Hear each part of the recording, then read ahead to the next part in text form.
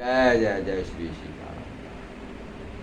जय श्री राधे कृष्ण। गीता के 17वें अध्याय के पढ़ने से क्या पुण्य की प्राप्ति होती है, क्या महत्व है, उसी का विवरण है।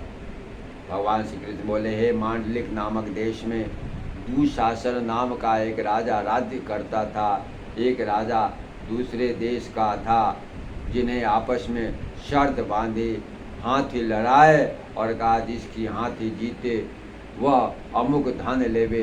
तब दूसरे राजा का हाथी जीता, सुशासन का हाथी हारा। कुछ दिन पीछे हाथी मर गया तो बड़ी चिंता हुई। एक धन गया, दूसरे हाथी मरा, तीसरे लोगों में हंसी हुई, इससे निंदा हुई। इसी चिंता से राजा मर गया।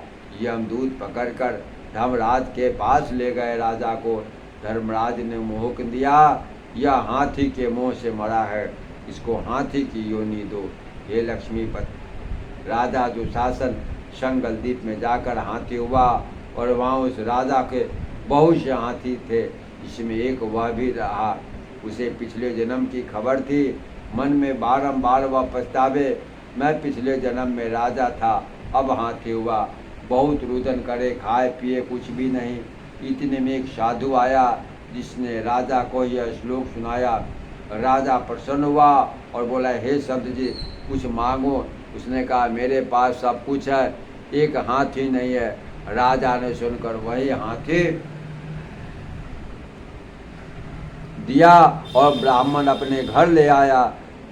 दाना रावत दिया, वह खावे नहीं, पानी भी नहीं पिया।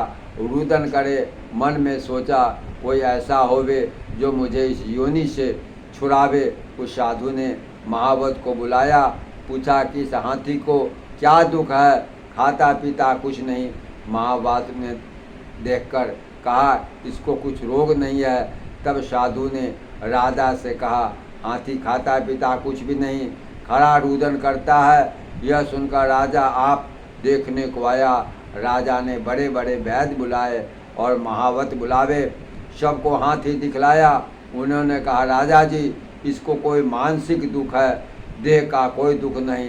तब राजा ने कहा, हाथी तू ही बोल, तुझे क्या दुख है।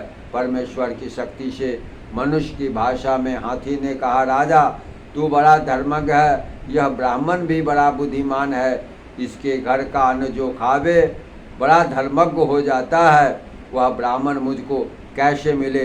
तब साधु ने कहा, हे राजा अपना हाथी फेर ले। राजा ने कहा, दान दिया, मैं नहीं फेरता, यह हाथी मरे या जिए। तब हाथी ने कहा, हे संत जी तू मत कल्प, तेरे घर में कोई गीता का पोथी हो तो मुझे 17वें अध्याय का पाठ सुनाओ। तब उस साधु ने वैसा ही किया। हे लक्ष्मी, 17वां अध्याय सुनते ही तत्काल हाथी की देह छूटी और देवदेही पाकर वैकुंठ को गया। प्रेम से बोलिए श्री गीता महात्म्य की जय, राधा कृष्ण की जय। जय जय जय श्री सीताराम।